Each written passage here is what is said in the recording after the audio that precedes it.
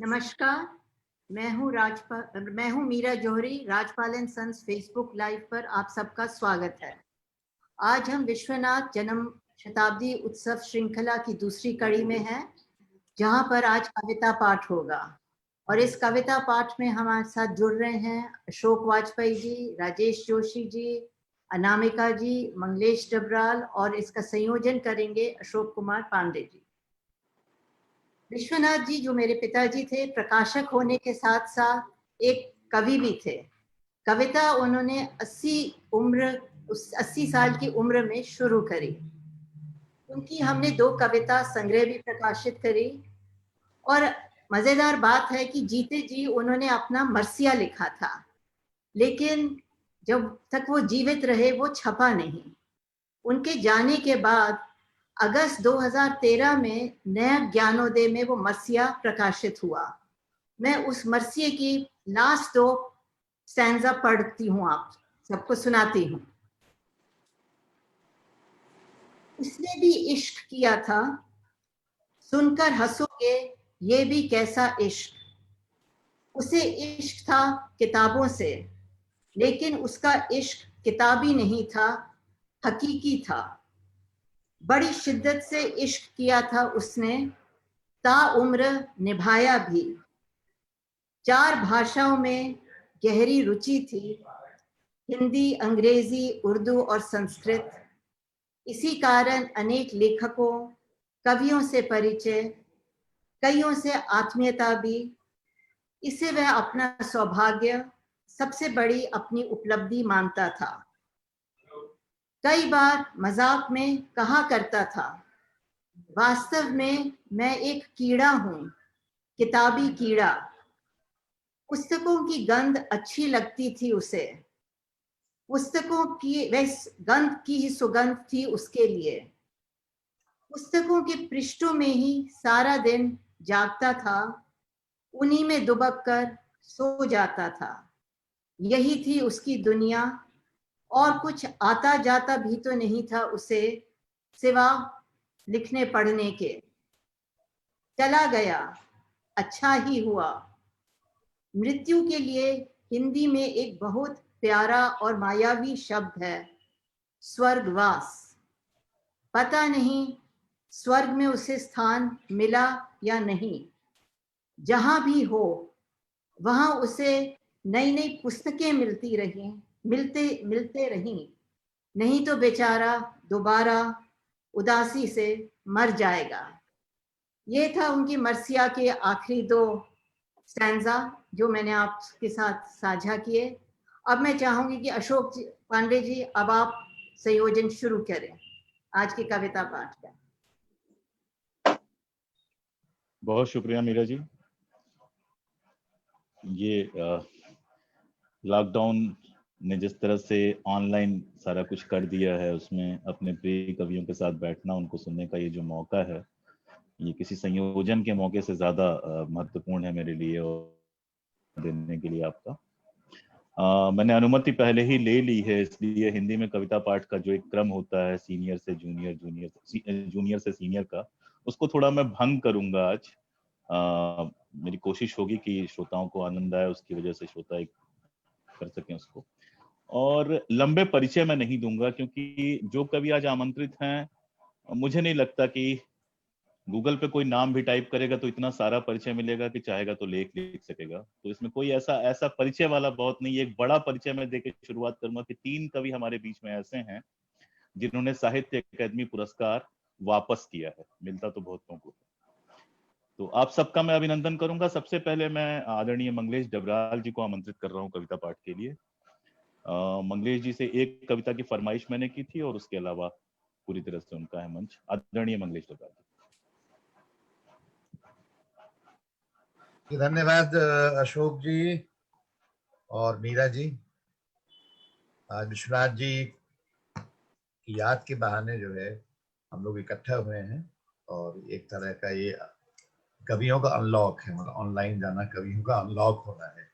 तो विश्वनाथ जी सचमुच कवि थे। मुझे याद है उन्होंने अपनी 2 पुस्तकें दोनों बार मुझे भेजी, और ये मेरे पास रखी हुई है वो, और मैंने पढ़ी भी उस समय। तो बहुत अच्छा लग रहा है कि हम उनको याद कर रहे हैं, और कवियों को शायद जन्मदिन पर ही याद किया जाना चाहिए, मेरा ऐसा ख्याल है, क्योंकि मृत्यु सिर्फ उनके जीवन का एक तथ्य है। तो मैं तो कुछ कविताएं आपको सुनाता हूँ। मैं अशोक जी, राजेश, अनामिका जी, आप सबका भी स्वागत करता हूँ। और तो ये कविता है गुमशुदा।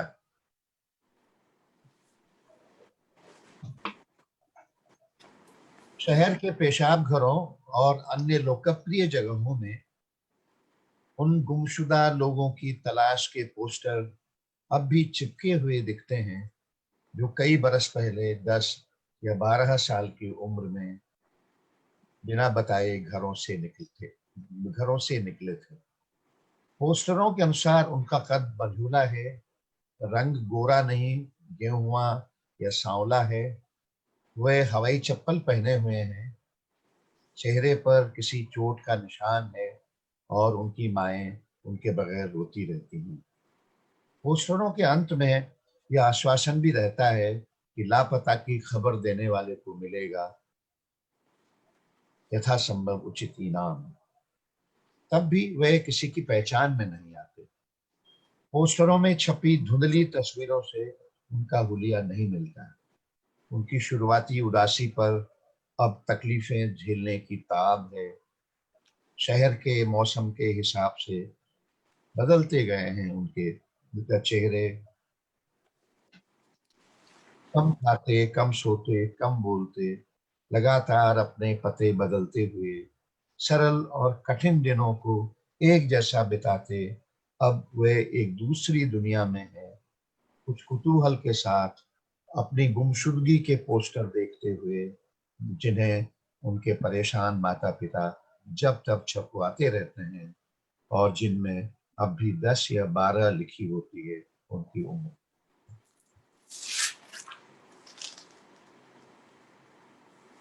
दूसरी कविता है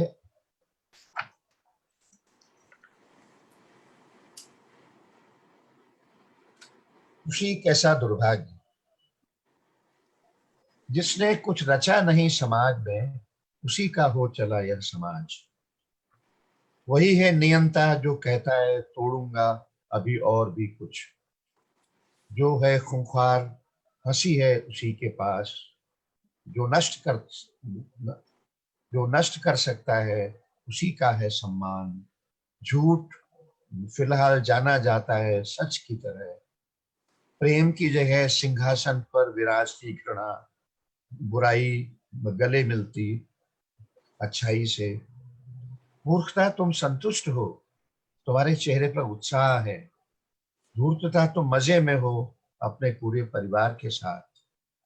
प्रसन्न है पाखंड कि अभी और भी मुखौटे हैं उसके पास। चतुराई कितनी आसानी से तुमने खोज लिया एक चोर दरवाजा। क्रूरता तुम किस शान से रह लेती हो।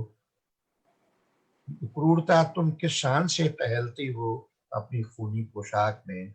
मनोरोग तुम फैलते जाते हो सेहत के नाम पर। और खुशी कैसा दुर्भाग्य तुम रहती हो इन सब के साथ।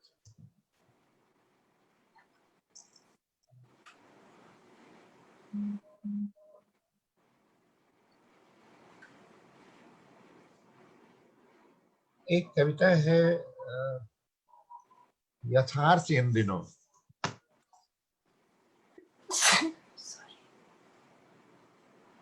यथार्थ इन दिनों।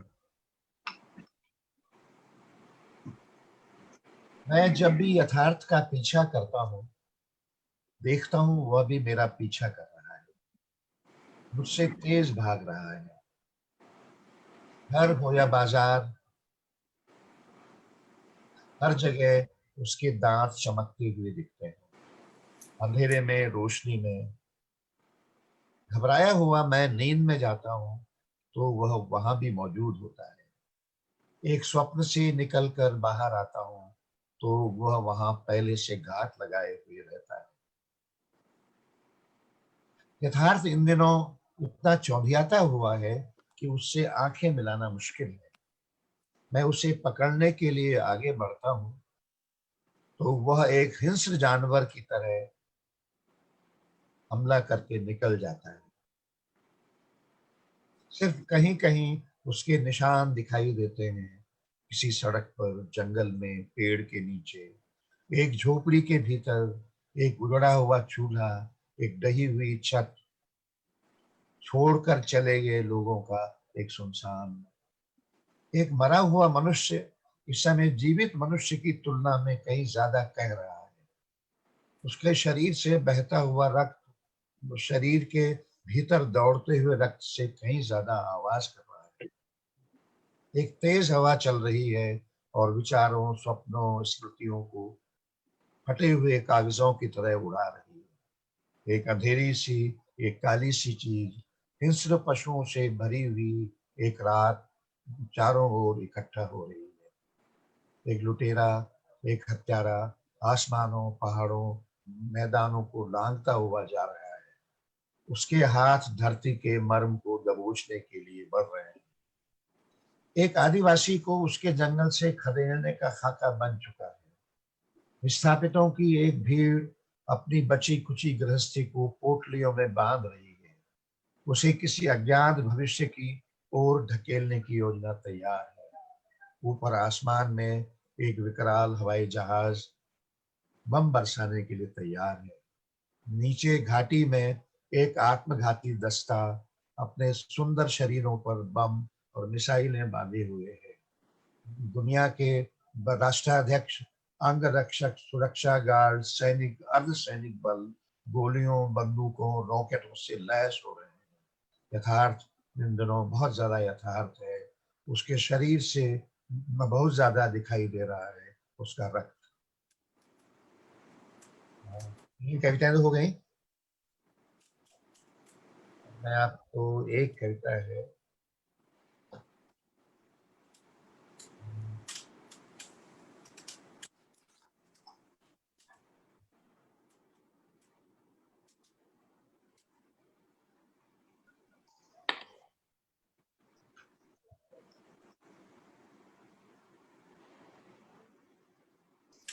एक कविता है, उसका नाम है छुओ।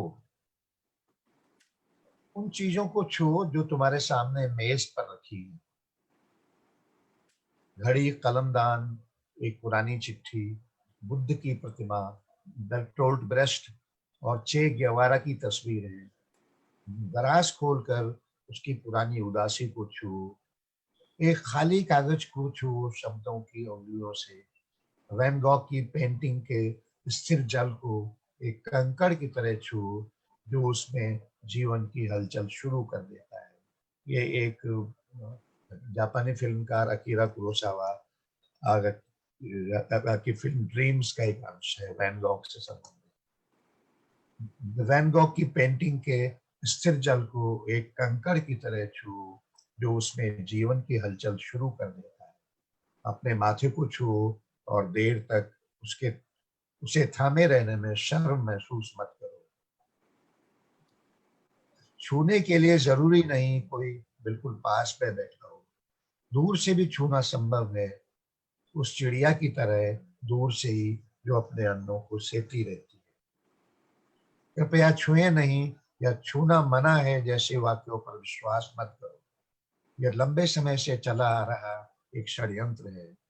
तमाम धर्म गुरु, ध्वजा, पताका, मुकुट, उत्तरीयधारी, बमबाज, जंगखोर सबको एक दूसरे से दूर रखने के पक्ष में है। वे जितनी गंदगी, जितना मलबा उगलते हैं उसे छूकर ही साफ किया जा सकता है।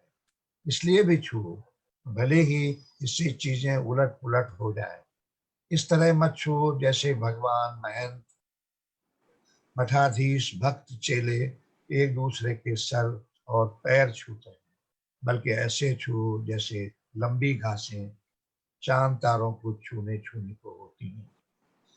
अपने भीतर जाओ और एक नमी को छुओ, देखो वो बची हुई है या नहीं इस निर्मम समय में। अगली कविता है टॉर्च।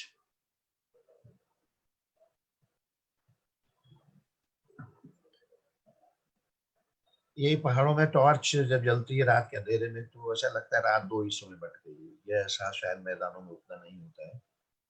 तो मेरे बचपन के दिनों में एक बार मेरे पिता एक सुंदर सी टॉर्च लाए, तो जिसके शीशे में खांचे बने हुए थे, जैसे आजकल कारों की हेडलाइट में होते हैं।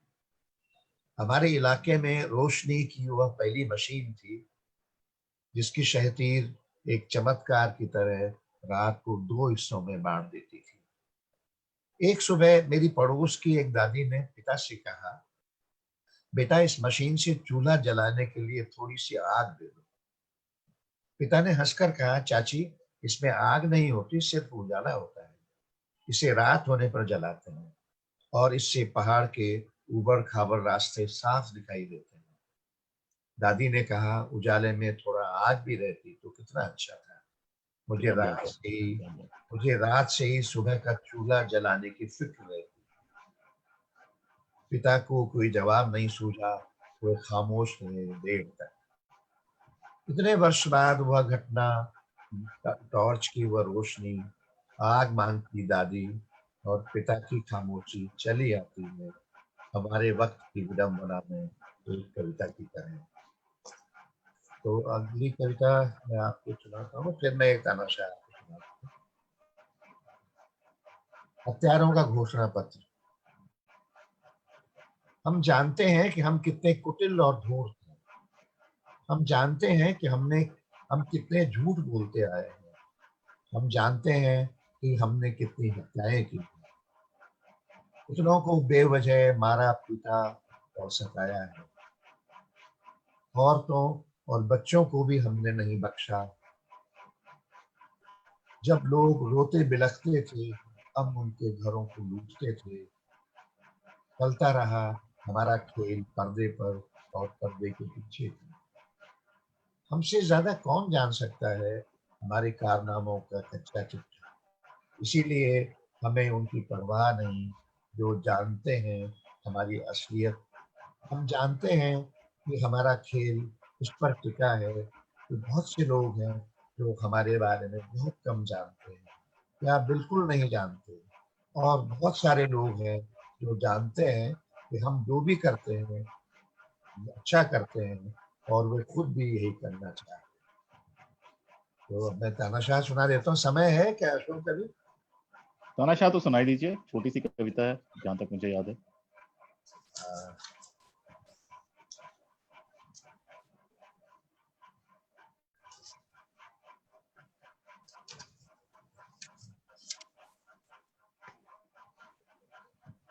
जी तो सॉरी हाँ छोटी है जी तानाशाह, गद्य कविता है वैसे तो।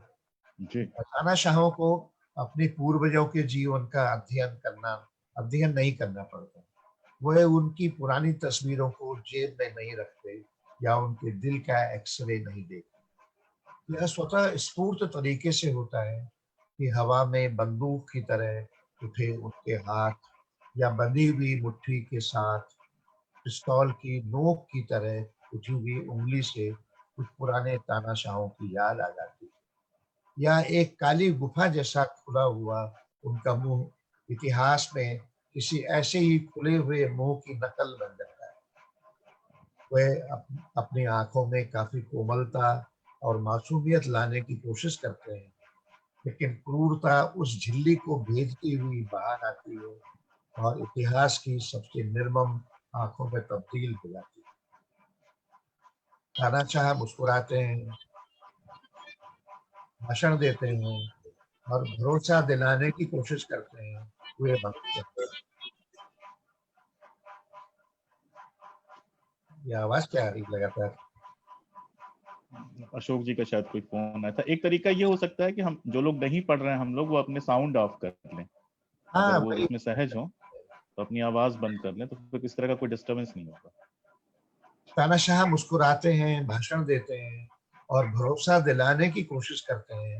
वे मनुष्य हैं, लेकिन इस कोशिश में उनकी भंगिमाएं जिन प्राणियों से मिलती जुलती हैं वे मनुष्य नहीं होते। तानाशाह सुंदर दिखने की कोशिश करते हैं, आकर्षक कपड़े पहनते हैं बार बार सज धज बदलते हैं, लेकिन यह सब अंततः तानाशाहों का मेकअप बनकर रह जाता है। इतिहास में कई बार तानाशाहों का अंत हो चुका है, लेकिन इससे उन पर कोई फर्क नहीं पड़ता, क्योंकि उन्हें लगता है वे पहली बार हुए हैं।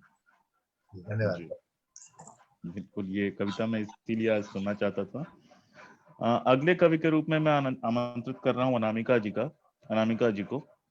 गलत पते पर चिट्ठी से लेकर टोकरी में दिगंत तक, और इसके बीच में ढेर सारा ऐसा काम है जो सिर्फ कविता लिखने तक सीमित नहीं है।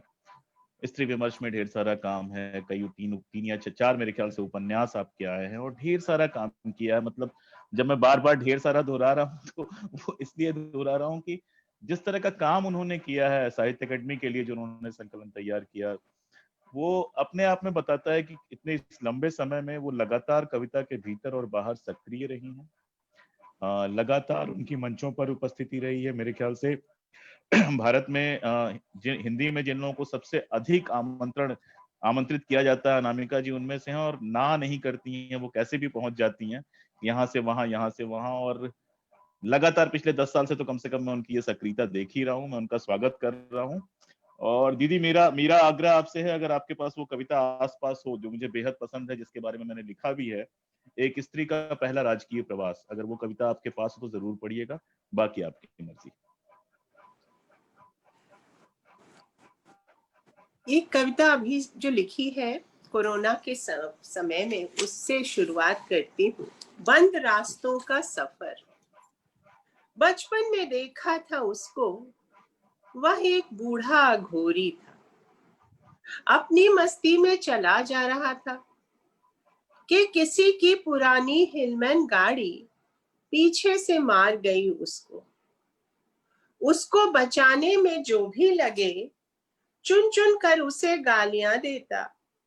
अरे बेवकूफो, मैं तो किसी सांप की शान से मरने ही चला था।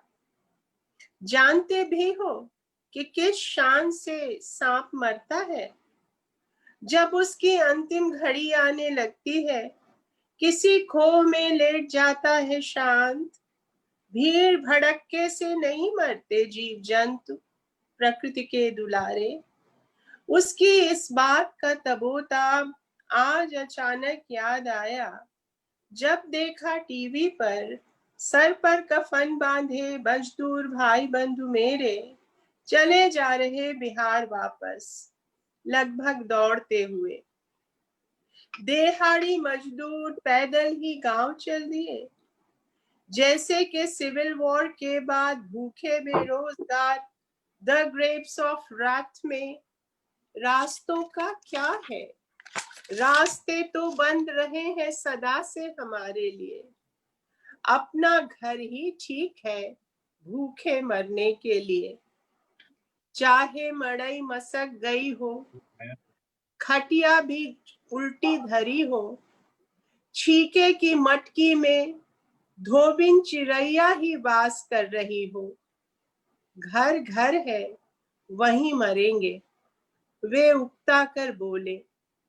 माफ करना कबीर बाबा, उन्हें मोह है अब तक माटी का। अब तक वे इतने सधुआए नहीं हैं कि यूं ही हंसकर कहें, मरना भलो विदेश में जहां ना अपना कोई, माटी खाए जनावरा महा महोत्सव होए। सड़क सड़ पर कफन बांधे दौड़ रहे हैं बदहवास, भूखे ही ऐंठ कर मरे, इससे बेहतर है कोरोना कवाच। ये सभी सोचते हुए दौड़ जाते हैं वे, दौड़ते ही जाते हैं जब तक हो ही नहीं जाते देश काल सबसे परे। दूसरी कविता है प्रसूति गृह में पिता। एक पुराने छात्र के लिए जो अब नया पिता है। डॉक्टर ने कहा वक्त बदल गया, आप लेबर रूम में जाएं। पितृत्व भी बड़ा अनुभव है जीवन का, साक्षी बने जन्म का। थोड़ा लजाता हुआ मैं भीतर गया तो वह पहचान में नहीं आई। पीड़ा के उत्कर्ष पर भी उसने कहा मुस्कुराकर, देखो तो क्या मेरा हाल हुआ। दो दो दिल धड़क रहे हैं मुझ में, चार चार आंखों से कर रही हूँ आंखें चार मैं महाकाल से। कहती हुई यह वह फैल गई पूरी पृथ्वी पर। उसके आवेग से थरथरा उठे सब पर्वत। ठेल दिया उसने पहाड़ों को पैरों से एक तरफ। उठ रही थी उससे ऐसी उसासें, कांप कांप उठते थे उसकी उसासों से जंगल। इंद्रधनुष के 7 रंगों से था वह बिछौना, सोना मौना। जन्म ले रहा था वो नया पुरुष उसके पातालों से, जिसका खाका खींचती थी वह रोज सुबह मुझे चाय देती हुई। कहती थी आकाश में जगता सूर्य देखकर, बेटी हो तब तो चिंता ही नहीं, बेटा अगर हो तो हो सुबह का सूरज, उसमें प्रचंडता नहीं हो। लोभ, क्रोध और कामनाओं के अतिरेक से पीड़ित ओजोन छिद्र भेदता अतिशय पुरुष नई धरती के किस काम का। खुद अपना पुरुष गढ़ेगी नई धरती अब, स्वस्थ होंगी धमनियां उसकी और दृष्टि सम्यक। उसके उन उन्नत पहाड़ों से फूटेगी जब दुधैली रोशनी वह पिएगा। अंधियारा इस जग का अंजन भर बन उसकी आंखों में सजेगा। झूलेगी अब पूरी कायनात झूले सी, फिर धीरे धीरे बड़ा होगा नया पुरुष, संबुद्ध प्रज्ञा से शासित अनुकूलित, प्रज्ञा का प्यारा भरतार। प्रज्ञा को सोती हुई छोड़कर जंगल, लेकिन वह नहीं जाएगा। मेरी माँ भी कुछ कुछ ऐसा ही देखा करती थी क्या सपना, जब मुझको टखनों पर बिठा बिठा कर झूला झुलाती हुई गाती थी, नया बीती उठे पुराना बीती गिरे। नया नया बीती माने भित्ति, नई दीवार उठे पुरानी गिरे। उठ रहा है धीरे धीरे माँ के ही टखनों पर एक नया आदमी। कितनी सदियां बीत जाती हैं एक असद आस फूल जाने में, कितनी लंबी होती है बाबा नन्ही से नन्ही इच्छा की उड़ान।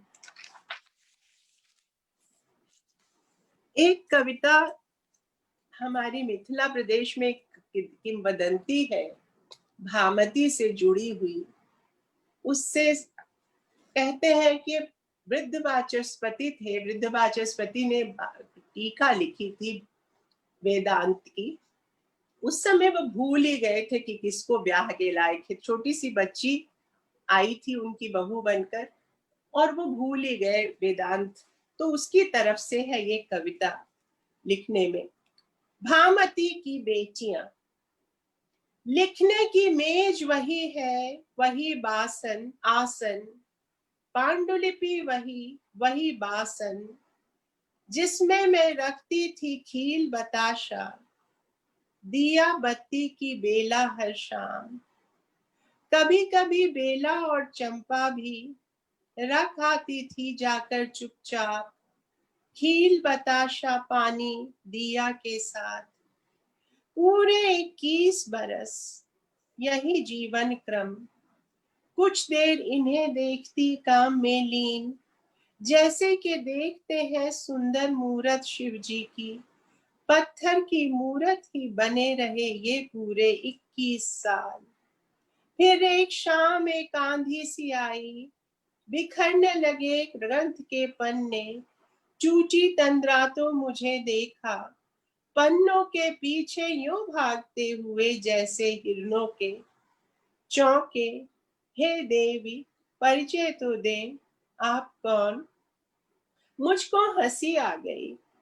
लाए थे जब ब्याह कर तो छोटी थी ना, फिर आप लिखने में ऐसे लगे, दुनिया की सुध बिसर गई। लगता है जैसे भूल ही गए, वेदांत के भाष्य के ही समानांतर इस घर में बढ़ी जा रही है पत्ती पत्ती आपकी भार्या भी। तो क्या मैं इतनी बड़ी हो गई कि पहचान में नहीं आती? पानी पानी होकर इस बात पर पानी में ही बहा आए आप तो अपनी वह पांडुलिपि, जो मैं नहीं दौड़ती पीछे पृष्ठ बीच ले आने पानी से। गटमट हो जो चुपते सब अक्षर, घुल जाते पानी में स्याही, घुल जाती पानी में स्याही, शब्द पर शब्द फिसल जाते। मेहनत से मैंने वे अक्षर भी बीछे, जैसे कि चावल अक्षर पर अक्षर दोबारा उगाए अपने सिंदूर और काजल से। भूर्ज पत्र फिर से सिले ताग पात ढोल ना लगा के। अक्षर पर अक्षर, अक्षर पर अक्षर, अक्षर में और आप अक्षर, टप टप टप टप ये लो। रोते हैं क्या ज्ञानी ध्यानी भी? क्यों रो रहे हैं जी? चुप चुप। भामती टीका तुम्हारी यह तुमने ही लिखी दोबारा, पहले भी तुमने ही लिखी थी हर शाम दिए की लौ से। जो लिखा था तुमने अंधियारे की स्लेट पर, मैंने बस भाष्य किया उसका। तो जगत में ग्रंथ भामती टीका के ही नाम से जाना जाएगा। लिखने की मेज वही है, वही आसन, पांडुलिपि वही, वही बासन। ग्रंथ लिख रही हैं पर भामती की बेटियां। आपके जाने के बाद मैंने पढ़ाया इन्हें पाठशाला भेजकर, दिए से नहीं, नहीं छाया से। इन्होंने अपनी कलम से लिखा है जो आपके समानांतर भाष्य उसका करने बैठेंगे जब सारे ये दिग्दिगांतर, मैं चैन की सांस लूंगी। कृपा नहीं, प्रेम का प्रसाद भी नहीं लेंगी। भामती की बेटियां ग्रंथ अपने स्वयं ही रचेंगी, लगातार इसी तरह हर युग में। एक कविता है, एक सचमुच की लड़की है, एसिड अटैक सर्वाइवर, उस पर। शीरो, आदाब, मैं राबिया अनवर। मुझको पहचाना नहीं क्या सर? क्या इतना बदल गया है मेरा चेहरा? गौर से देखिए जरा, इस चेहरे पर छपा है आपकी ही दुनिया का नक्शा। तेजाब फेंका गया मेरे मुंह पर दंगे में पिछले बरस, लेकिन मैं ठीक ठाक हूँ, मेरा काम चल रहा है। मैं अच्छी दर्जिन हूँ, फटने नहीं देती कपड़ों की छाती। चाक गिरेबा सिलाना है तो आए, हाथ साफ है मेरा। वैसे तो किरदार भी साफ है, लेकिन उड़ती ही रहती हैं अफवाहें मेरे विषय में, इधर उधर उड़ती हुई कतरनों जैसी रंगीन अफवाहें। मैं उनको यूं ही बुहार कर एक थैली में जमा करती जाती हूँ। अक्सर तो उनकी लग जाती है चिप्पी, कभी कभी फूलदार पैचवर्क ओढ़नी बनाती हूँ इन कतरनों की ही। जो बातें मुझको चुभ जाती हैं, मैं उनकी सुई बना लेती हूँ। चुभी हुई बातों की ही सुई से मैंने टाके हैं फूल सभी धरती पर, हरे भरे सारे नजारे, आसमान के ये सितारे। मुझसे ही टकवाए थे उस खुदा ने, मेरा पर पुराना मेहरबान है वो खुदा। सच पूछिए तो है मेरा इकलौता आशिक वही, बाकी तो सब बाल बुतरू है। मैं उनकी चिल्लपों का नहीं डरती, रहती हूँ मस्त और किसी से नहीं डरती। और खुसरो की दरगाह पे भी मुझे इस तरह के कुछ किरदार मिले थे जब मैं अमीर खुसरो लिख रही थी उस वक्त। तो छोटी दो कविताएं हैं खुसरो की दरगाह। खुसरो के ही मजार के बाहर बैठी हैं विस्थापन बस्ती की कुछ औरतें सटकर, भीतर प्रवेश नहीं जिनका किसी भी निजाम में, एक ही होता है उनका जिरह दफ्तर, हयाते तैयबा हयाते हुक्मी। औलिया के मजार के झरोखे की फूलदार जाली पर क्या जाने कब से ऊंचा बंधा है जो मन्नतों का लाल धागा, मौसमों की मार सहकर भी सब्र नहीं खोता, ढीली नहीं पड़ती कभी गांठ उसकी, उस गांठ सी ही बुलंद और कसी हुई बैठी हैं दरगाह पर दिल्ली के गलियों की बूढ़ी कुंवारियां, विधवाएं, युद्ध और दंगों के भेड़िया मुखों की अधखाई आधी लतेड़ी ये औरतें बैठी हुई हैं वे खुसरो की दरगाह के बाहर, जिनसे सीखी खुसरो ने अपनी मुकरियों की भाषा, घरेलू बिंबों से भरी हुई अंतरंग बातचीत की भाषा में ही लिखी जा सकती है कविताएं ऐसी जो सीधी दिल में उतर जाएं। सीखी थी खुसरो ने दिल्ली की गलियों में इन्हीं औरतों से ये भाषा। इसी विस्थापन बस्ती में एक छोटी सी कविता और है, छूटना। धीरे धीरे जगहें छूट रही हैं, बढ़ना सिमट आना है वापस अपने भीतर, पौधा पत्ती पत्ती फैलता बच जाता है बीज भर, और अचरज में फैली आंखें बचती हैं बस बूंद भर, छूट रही है पकड़ से अभिव्यक्ति भी धीरे धीरे, किसी में काल का मेल से धड़धड़ा कर सामने से जाते हैं शब्द निकल, एक पैर हवा में उठाए गठरी ताने बिल्कुल अवाक खड़े रहते हैं गंतव्य। और एक अब अंतिम कविता अशोक जी ने जो बताई, एक औरत का पहला राजकीय प्रवास। वह होटल के कमरे में दाखिल हुई, अपने अकेलेपन से उसने बड़ी गर्मजोशी के साथ हाथ मिलाया। कमरे में अंधियारा था, घुप अंधेरा था कुएं का उसके भीतर भी, सारी दीवारें चचोली अंधेरे में, लेकिन स्विच कहीं नहीं था। पूरा खुला था दरवाजा, बरामदे की रोशनी से ही काम चल रहा था।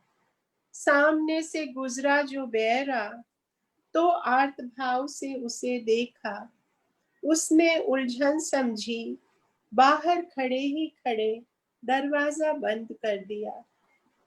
जैसे ही दरवाजा बंद हुआ, बल्बों में रोशनी के खिल गए सहस्रदल कमल।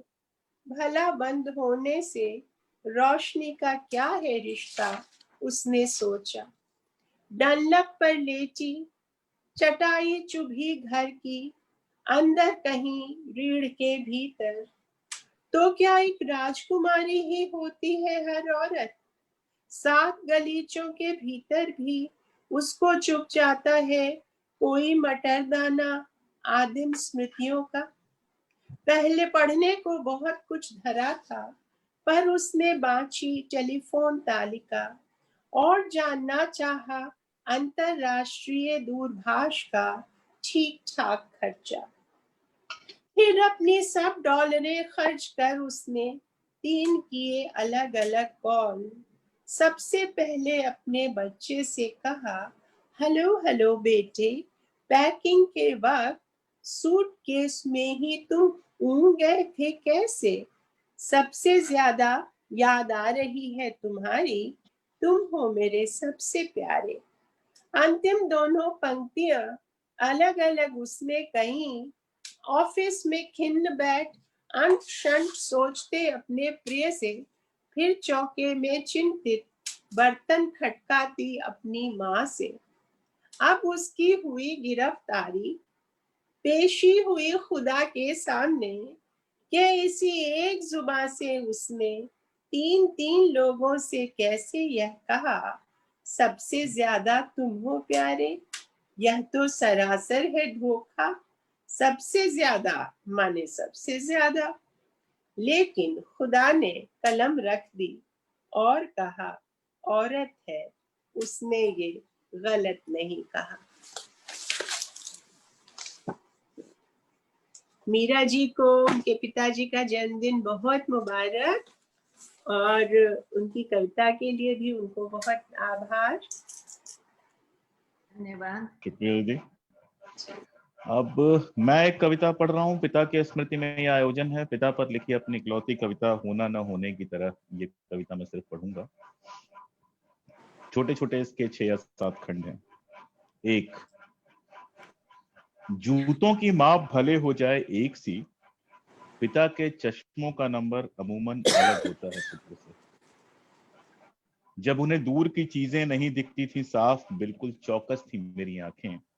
जब मुझे दूर के दृश्य दिखने लगे धुंधले, उन्हें करीब की चीजों में भी धब्बे दिखाई देने लगे, और हम दृश्य के अदृश्य में रहे एक दूसरे के बरक्स। दूसरा, उनके जाने के बाद अब लगता है कि कभी उतने मजबूत थे ही नहीं पिता जितना लगते रहे।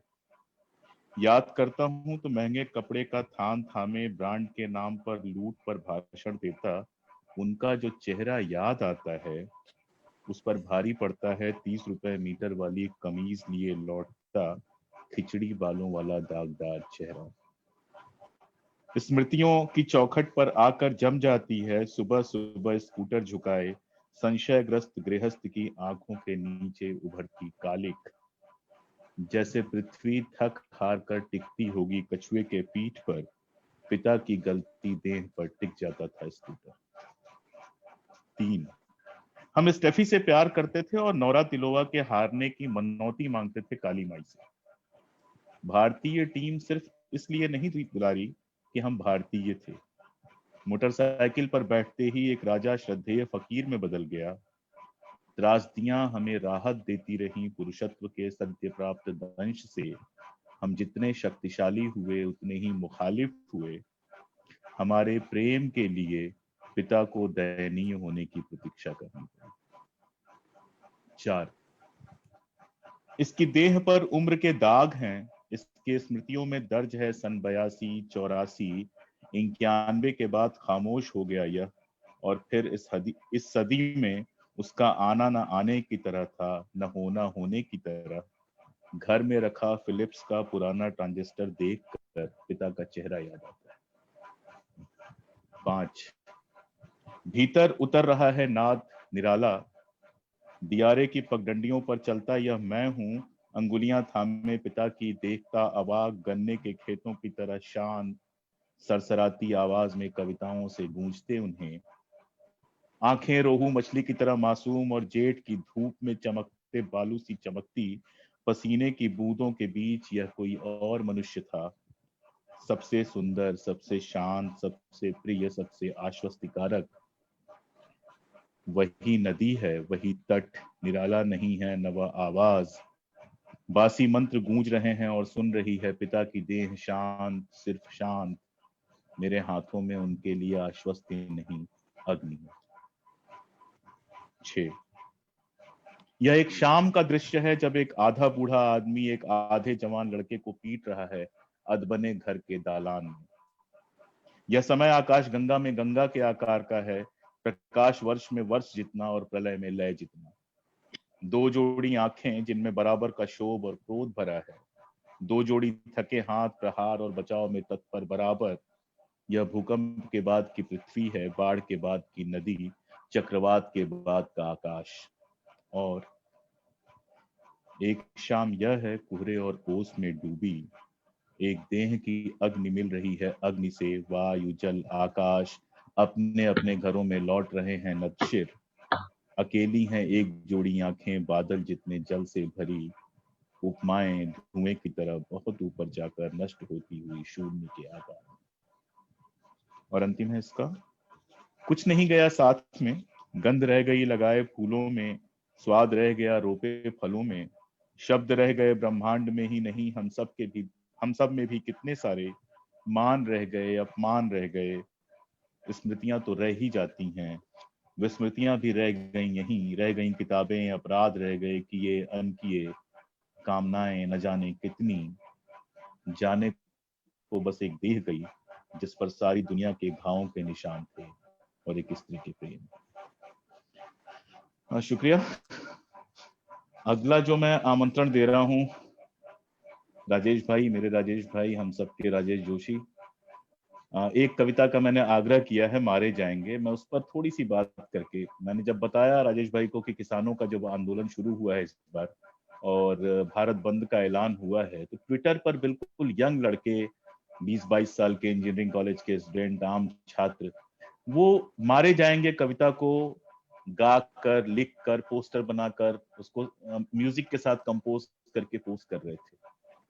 और तब मुझे याद आ रहा था कि जब हम कॉलेज में पढ़ते थे 90 के दशक में, तब भी ये कविता हम पोस्टर्स पे बनाकर यूज करते थे, नारों की तरह यूज करते थे। और अभी जब उनसे बातचीत हो रही थी तो मैंने कहा कि देखिए, आप लोगों ने जिस समय में लिखा था ये समझ के कि बहुत ही खतरनाक समय है, तो हमारे सामने एक ऐसा खतरनाक समय आ गया कि आपकी कविता को और प्रासंगिक उसने साबित कर दिया। तो बस इसी के साथ मैं राजेश राय को आमंत्रित कर रहा हूँ। सबसे पहले विश्वनाथ जी की स्मृति को नमन करता हूँ।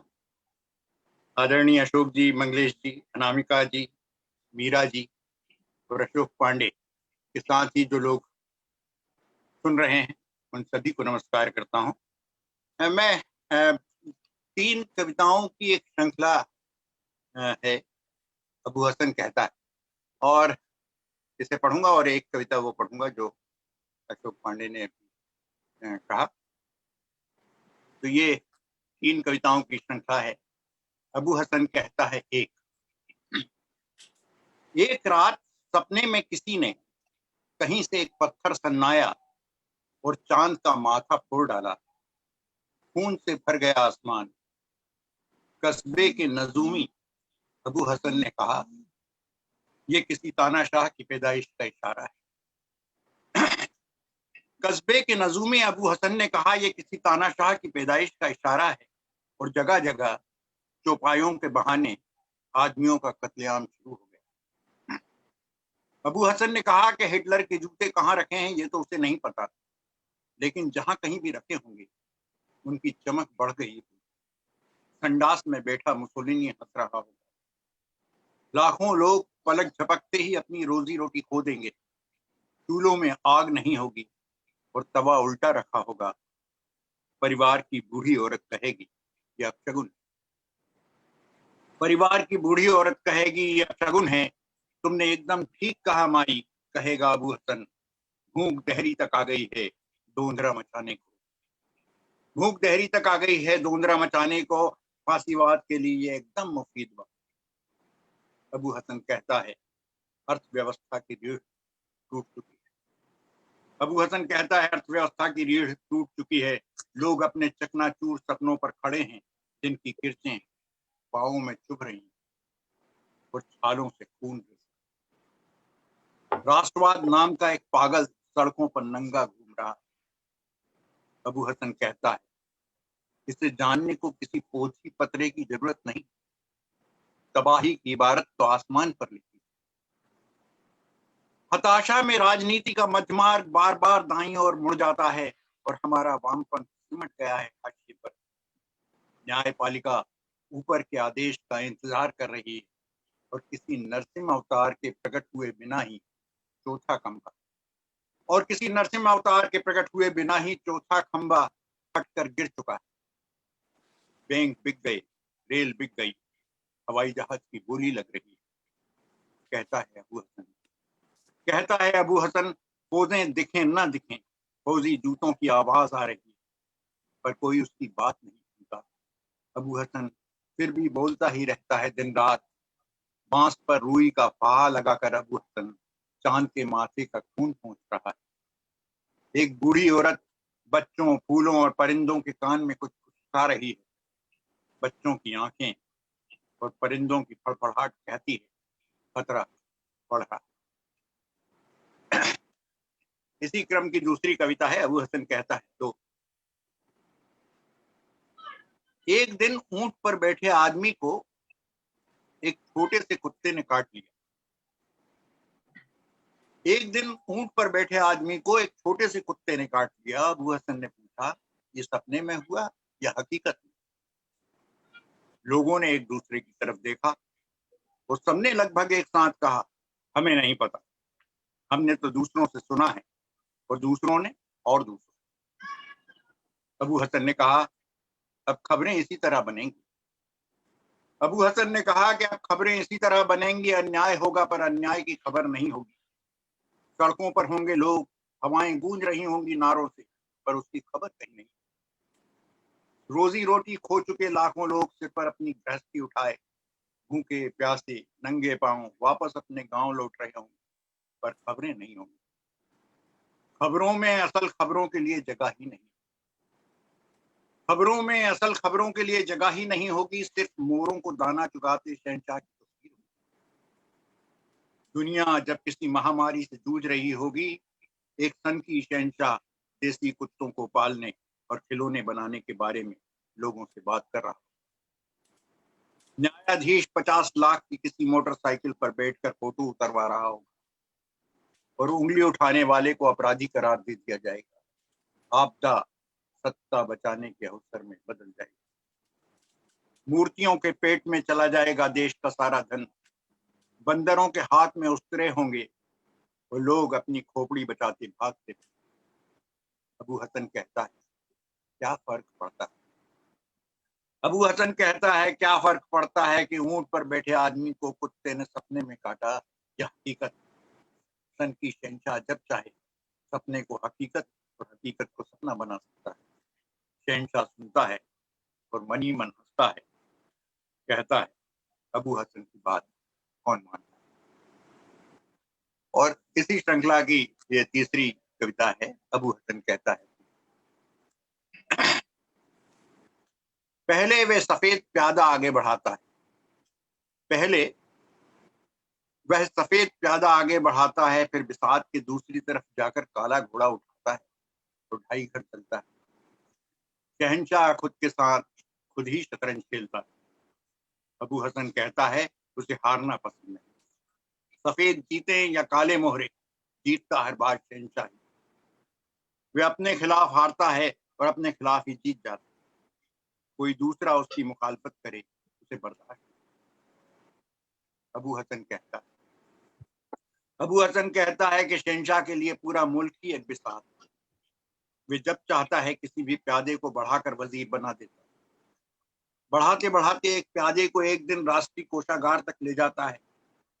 राष्ट्रीय कोषागार के दरवाजे पर खड़ा कुबेर अपनी बड़ी सी तोंद के बावजूद झुककर शहंशाह को कोर्निश बजाता है और खजाने की चाबी सौंप देता है। देश की संपत्ति अब शहंशाह की संपत्ति है। लोग चिल्लाते रहते हैं, वे बांसुरी बजाता निकल जाता है। अबू हसन कहता है, ये मुल्क अब शहंशाह की 64 खानों की बिसात है। अबू हसन कहता है, ये मुल्क अब शहंशाह की 64 खानों की बिसात है या 64 कलाओं का हरम। एक दिन वे अपना काला प्यादा बढ़ाता है और उसे न्यायाधीश की कुर्सी तक ले जाता है। न्याय की देवी आंख पर बंधी पट्टी की निचली कोर से झांकती है और उसके हाथ का तराजू डगमगा जाता है। प्यादा हड़बड़ाता है, फैसला लिखते लिखते हाथ में कलम कांप जाता है। तभी एक कारिंदा चुपके से प्यादे को उसके काले कारनामों की बही दिखती। प्यादा पिघल कर कुर्सी में धंस जाता है। फिर दर्जन भर अगरचे मगरचे और चुनाचे के साथ शहंशाह जैसा जैसा चाहता है प्यादा फैसला सुनाता जाता है। अबू हसन कहता है, किसी को खबर हो न हो, शहंशाह के कंधों पर 2 अजदहे रहते हैं। ये एक कहानी है शाहनामा में, फिरदौसी के शाहनामा में ज़हाक नाम के राजा की जो के दोनों कंधों पर 2 अजदहे रहते थे और जो आदमी का भेजा खाते थे। अबू हसन कहता है किसी को खबर हो ना हो, शहंशाह के कंधों पर 2 अजदहे रहते हैं जिन्हें खाने को हर दिन आदमी का भेजा चाहिए। लोग जब शहंशाह की तालीम का मजाक उड़ाते हैं, अजदहे मुंह निकाल कर आंखें तरेड़ते हैं। सैनिक मुल्क के आला दिमागों को पकड़ कर लाते हैं और अजदहों को सौंप देते हैं। फिर नालंदा हो या तक्षशिला, सब पुरातत्व की मिसाल बन जाती है। अबू हसन कहता है शहंशाह ने अभी अभी रात को एक सपना देखा। अबू हसन कहता है कि शहंशाह ने अभी अभी एक रात एक सपना देखा है। सपने का मतलब जानने को उसने मुल्क के तमाम नजूमियों को गुप्त रूप से दरबार में बुलाया था। एक ज्योतिषी ने जान का जोखिम उठाकर उसे बताया था कि शहंशाह इस सपने का तो बस एक ही मतलब निकलता है कि आपकी हुकूमत के दिन बहुत कम रहे। शहंशाह इस सपने का तो बस एक ही मतलब निकलता है कि आपकी हुकूमत के दिन बहुत कम रह गए हैं। सुनते ही शहंशाह के प्यादे ज्योतिषी पर टूट पड़े और झुकिया कर ज्योतिषी को बाहर ले गए। शहंशाह ने गुस्से में बिसात को उलट दिया। सारे मोहरे फर्श पर बिखर गए। ज्योतिषी के घर वाले उसी दिन उसको ढूंढ। और एक कविता जिसका अशोक ने कहा था वो सुनाता हूं और यही अंतिम होगी। मारे जाएंगे जो इस पागलपन में शामिल नहीं होंगे, जो इस पागलपन में शामिल नहीं होंगे, मारे जाएंगे। कटघरे में खड़े कर दिए जाएंगे। जो विरोध में बोलेंगे, जो सच सच बोलेंगे, मारे जाएंगे। बर्दाश्त नहीं किया जाएगा, बर्दाश्त नहीं किया जाएगा कि किसी की कमीज हो उनकी कमीज से ज्यादा सफेद, कमीज पर जिनके दाग नहीं होंगे, मारे जाएंगे। धकेल दिए जाएंगे कला की दुनिया से बाहर। जो चारण नहीं, जो गुण नहीं गाएंगे, मारे जाएंगे। धर्म की ध्वजा उठाए जो नहीं जाएंगे जुलूस में, धर्म की ध्वजा उठाए जो नहीं जाएंगे जुलूस में, गोलियां भून डालेंगी, काफिर करार दिए जाएंगे। सबसे बड़ा अपराध है इस समय निहत्थे और निरपराध होना। जो अपराधी नहीं हो हमारे। धन्यवाद।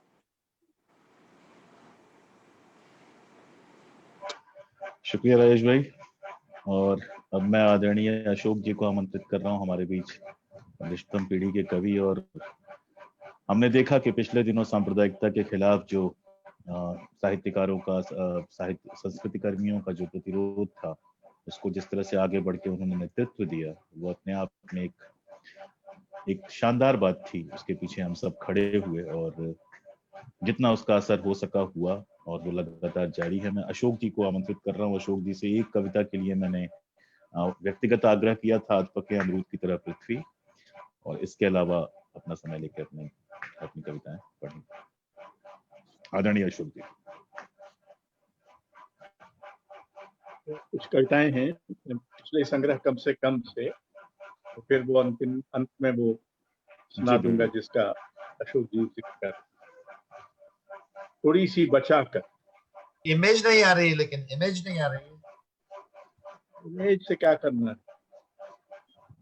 नहीं आ तो रही है इमेज, इमेज आ तो रही है, आ रही है इमेज, कोई प्रॉब्लम नहीं है।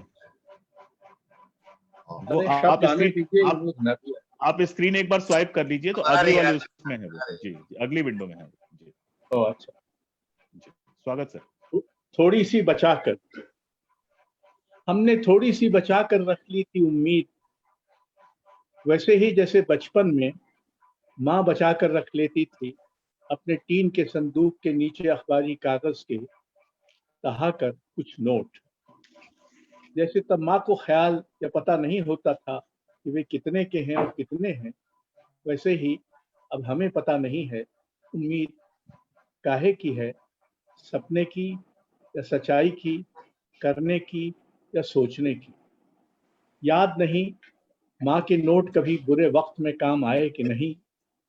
हमें भी पता नहीं इस वक्त हमारी उम्मीद किसी काम आएगी या नहीं।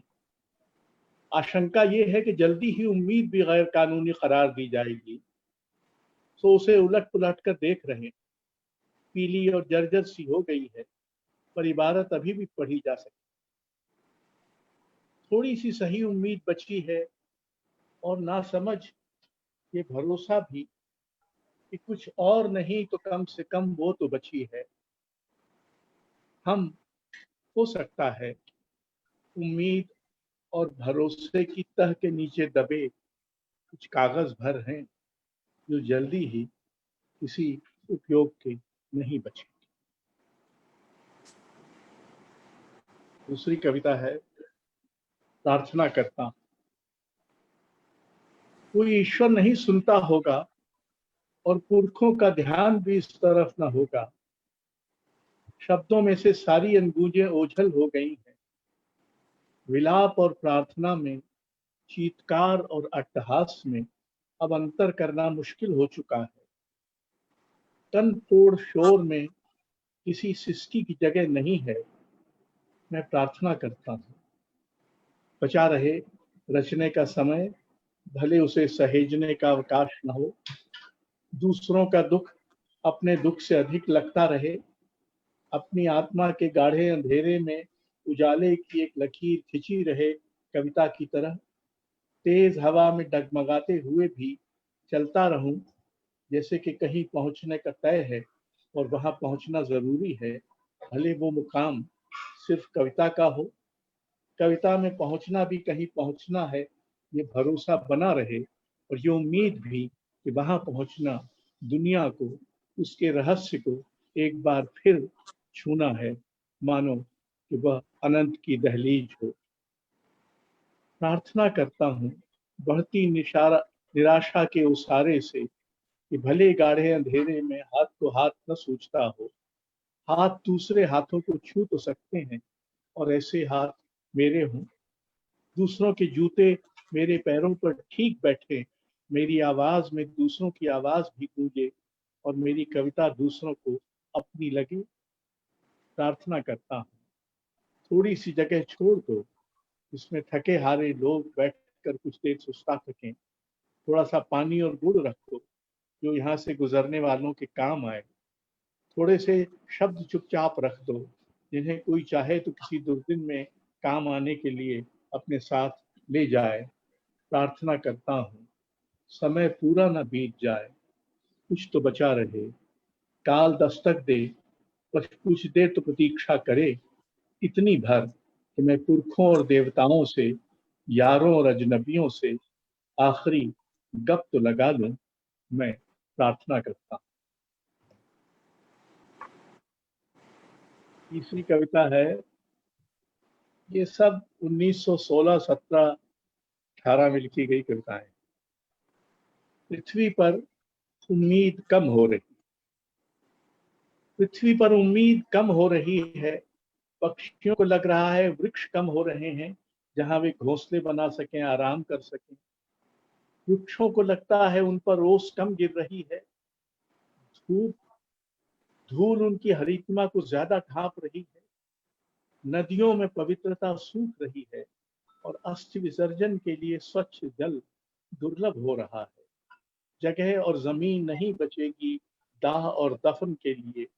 शब्द कम हो रहे हैं, कविता के लिए अधिक नहीं बच पाएंगे। पृथ्वी पर उम्मीद कम हो रही है।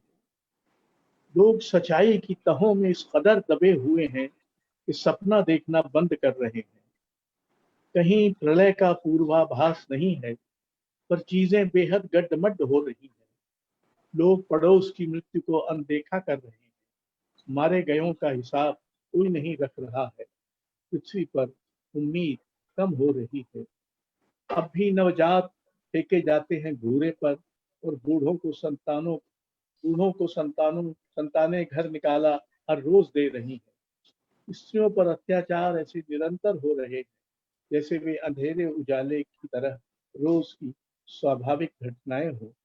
पृथ्वी पर उम्मीद कम हो रही। चौथी कविता है लिखो। लिखो कि अभी सपने देखने की मनाही नहीं हुई है और फूलों को खिलकर मुरझाने के लिए एक आज की मोहलत मिली हुई है। शब्द घायल भले हो गए हों, उनमें सोच, चीख और प्रार्थना बचे हुए। लिखो उन सभी की कथा लिखी जानी है जो कारण निरपराध मारे जा रहे हैं, जिन्हें न कब्र मिलती है न चिता, और जिन्हें भूलना जुर्म में शामिल होना होगा। लिखो क्योंकि एक और महाभारत के लिए कुछ इंद्रास चाहिए, जिसमें विधवाओं का विलाप, बच्चों के चिथड़े हुए अंग और कोई दलित लाश बेशनाख्त शहर से बाहर फेंक दी गई हर महाकाव्य की वीर मर्यादाओं के बाहर दर्ज हो।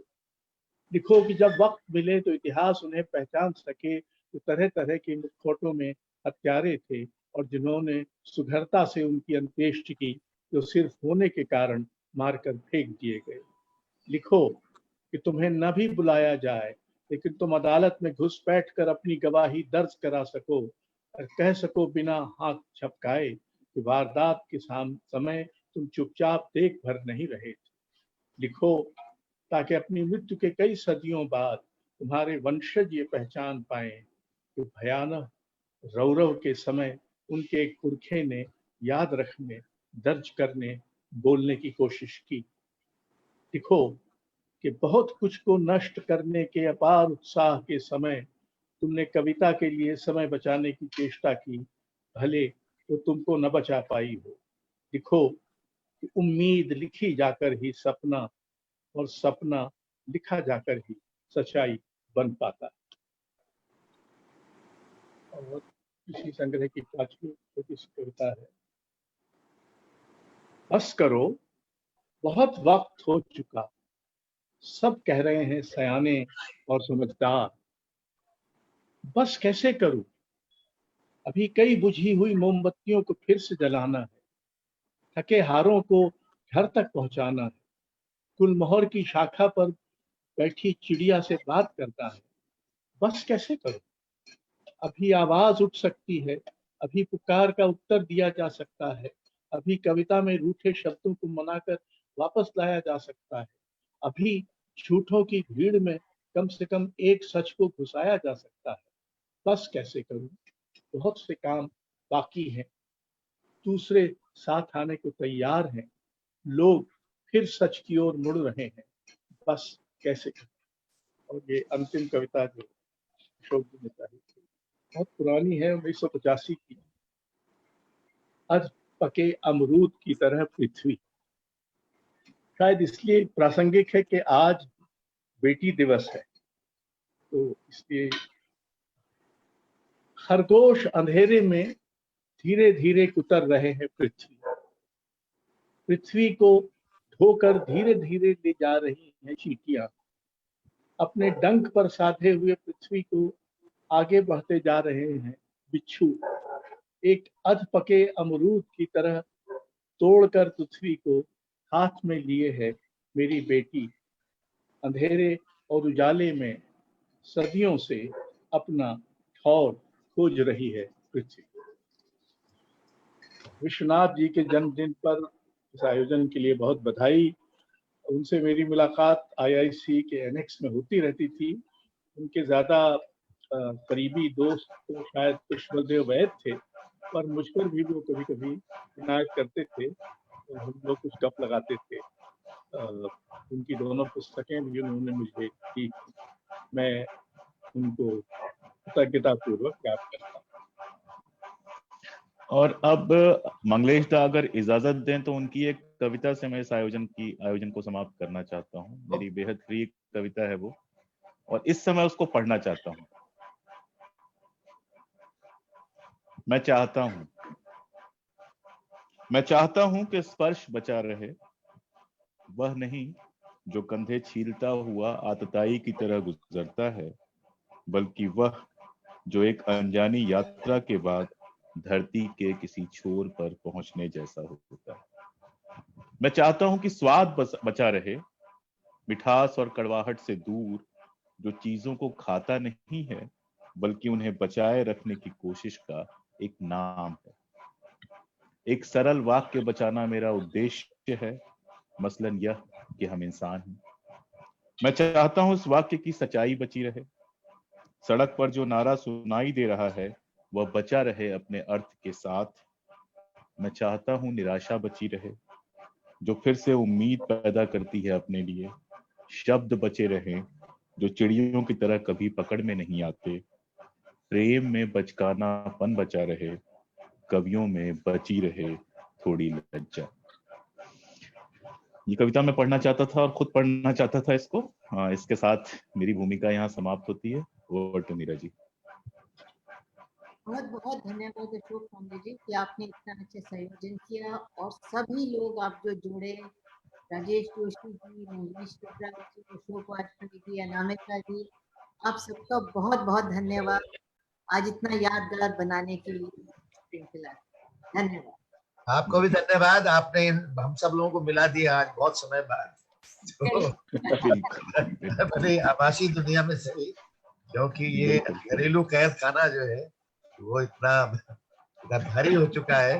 ये बड़ी राहत मिली मुझे इतने सारे चेहरे देख करके, इतने सारे प्रिय चेहरे देख करके। तो आप सबका भी बहुत धन्यवाद। उत्साहित हूँ और आयोजन करेंगे जैसे क्योंकि मिल सके जब तक ये लॉकडाउन है। आमीन। आप सब स्वस्थ रहें, जल्दी।